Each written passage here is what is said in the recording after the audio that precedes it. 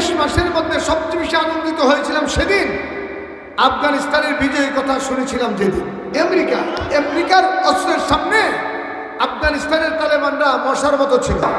হ্যাঁ, আফগানিস্তানের একজন তালেবান আমার সঙ্গে জেলে ছিল, হইতাম না, অসুবিধা হইতেছে, আমার সঙ্গে জেলে ছিল। ওনাকে আমরা জিজ্ঞাসা করলাম যে আপনার বিজয় হওয়ার মূল কারণটা কি, আপনাদের অস্ত্রের মূল শক্তির উৎসটা কোথায়? হুজুর, দিনের বেলা আমেরিকার মোকাবেলায় আমরা যে লড়াই করতাম, আমেরিকার তুলনায় আমাদের অস্ত্রগুলো ছিল দুর্বল। আরেকটা কথা মনে রাখবেন, আত্মার বলে বলিয়ান মানুষ যারা, আমি আবার বলি, আত্মার বলে বলিয়ান মানুষ যারা, তাদেরকে দুনিয়ার কোনো বেঈমানের বাচ্চা পরাজিত করতে পারে না। এটা মনে রাখেন। আমরা তো মনে করি যে অস্ত্র হইলে, বেশি অস্ত্রের জঞ্জানি থাকলে মানুষ বিজয় লাভ করে, সংখ্যার আধিক্যতা থাকলে বিজয়ী লাভ করে, টাকার গর্বী থাকলে বিজয়ী লাভ করে না। মনে রাখবেন, মুমিন যত বেশি আল্লাহর দিকে ধাবিত হবে, যত বেশি আল্লাহর সঙ্গে কানেক্টেড হবে, যত বেশি আল্লাহর সঙ্গে নিসবত হবে, তত বেশি আল্লাহ ওই মুমিনকে বিজয়ী দান করবেন। 2021 সাল আমাদের পরাজিত শক্তি হাসিনা আফা, নাম শুনছেননি? আমার কথা বলেন না।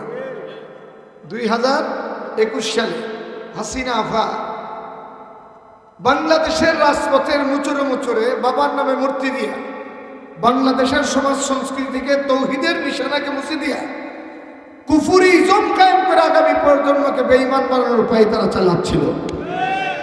আমরা উলামায়ে কেরাম গর্জে উঠেছিলাম, বললাম যে এটা শাহজালালের বাংলাদেশ, এই দেশের মধ্যে মূর্তির ট্রেডিশন চলতে পারে না। বলেন, মুসলমান মূর্তি মানতে পারে? মূর্তি মানবে যারা, বেঈমান তারা। বলেন, মূর্তি মানবে যারা, বেঈমান তারা। কেন মূর্তির বিরুদ্ধে সংগ্রাম করলাম? নেমে আসলো আমাদের উপর জুলুম, একটার পর একটা মিথ্যা মামলা সাজায়া আলেমুল আমাদেরকে কণ্ঠস্তব্ধ করে বাংলাদেশ থেকে ইসলামকে নিশ্চিহ্ন করার পায় তারা চালিয়েছিল।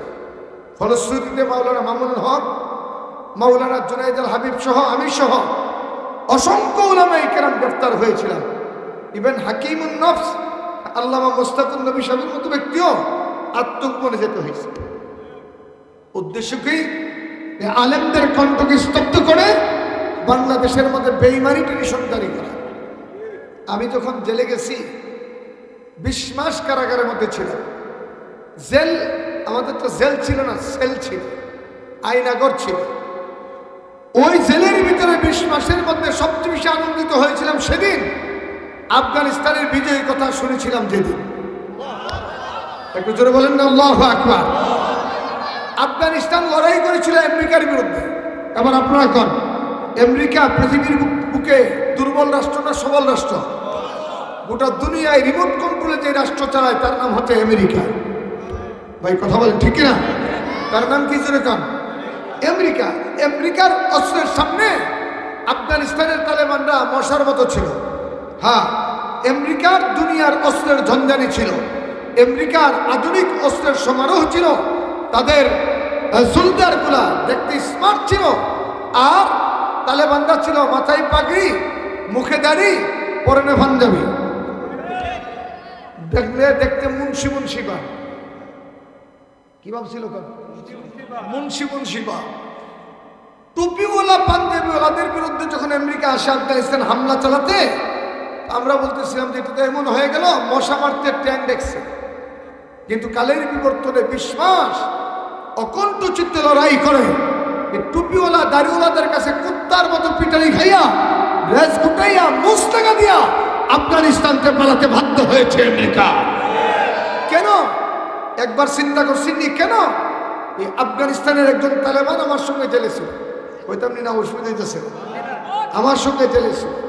ওনাকে আমরা জিজ্ঞাসা করলাম যে আপনার বিজয় হওয়ার মূল কারণটা কি, আপনাদের অস্ত্রের মূল শক্তির উৎসটা কোথায়? হুজুর, দিনের বেলা আমেরিকার মোকাবেলায় আমরা যে লড়াই করতাম, আমেরিকার তুলনায় আমাদের অস্ত্রগুলো ছিল দুর্বল। আমেরিকার অস্ত্র ছিল অত্যন্ত অত্যাধুনিক ছিল, কিন্তু আমাদের একটা অস্ত্রের কাছে আমেরিকা হেরে গেছে, সেটা হলো শেষ সেজের তাহাজ্জুদ নামাজ, আল্লাহর জিকির আর চোখের পানি। একটু জোরে বলেন না সুবহানাল্লাহ।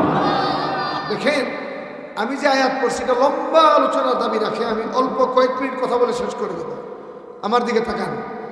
সূরাতুল আনফাল, আনফাল শব্দের অর্থ হচ্ছে যুদ্ধ থেকে অর্জিত গনিমতের মাল।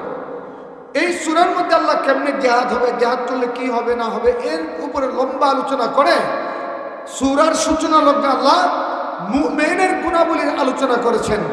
মুফাসসিরে কেরাম সওয়াল করেন এবং জবাব দেন যে যুদ্ধ বিগ্রহ একটি সূরার মধ্যে মুমিনের গুণাবলীর আলোচনা করলেন কেন? আল্লাহ বুঝাইতে চাও, ও মুমিন, ও মুসলমান, তোমরা যদি বিজাতির উপরে কর্তৃত্ব চাও, নেতৃত্ব চাও, তোমরা যদি আধুনিক বিশ্বের ক্ষমতা দখল করতে চাও, তবে আমি আল্লাহর দিকে মুতাওয়াজ্জহ হইয়া তোমরা মুমিনের গুণাবলী নিজের সিনার মধ্যে অর্জন করো। যে মুমিন মুমিন হয়ে যাবে, যে মুসলমান মুমিনের গুণাবলী ধারণ করে মুমিন হয়ে যাবে, আমি আল্লাহ নিজ হাতে তাদেরকে বিজয়ী দান করব। একটু জোরে কন্যা সুবহানাল্লাহ। বর্তমান পৃথিবীর বুকে মুসলমানের সংখ্যা 200 কোটি। বলেন কত কোটি? একটু জোরে কান। হুজুরদেরকে জিজ্ঞাসা করেন এত সংখ্যক মুসলমান পৃথিবীতে কখনো ছিল না, এত সংখ্যক মুসলমান পৃথিবীতে কখনো ছিল না। 50টির উপরে মুসলমান স্বাধীন রাষ্ট্র, এত বিশাল আয়তনের মুসলমানের সাম্রাজ্য ছিল না। কিন্তু এরপরে মুসলমানরা নিপীড়িত, নির্যাতিত, লাঞ্ছিত মানবতায় কেন জীবন যাপন করছেন? আগের মুসলমানের নাম শুনলেই কাফেরের বাচ্চারা থরথর করে সিংহাসন থেকে ময়দানে ঝাঁপিয়ে পড়তো। আর এখন মুসলমানের নাম শোনার আগে কারণটা কি? তখনকার মুসলমানের সংখ্যা ছিল কম, কিন্তু তাদের আত্মার সম্পর্ক ছিল আল্লাহর সাথে।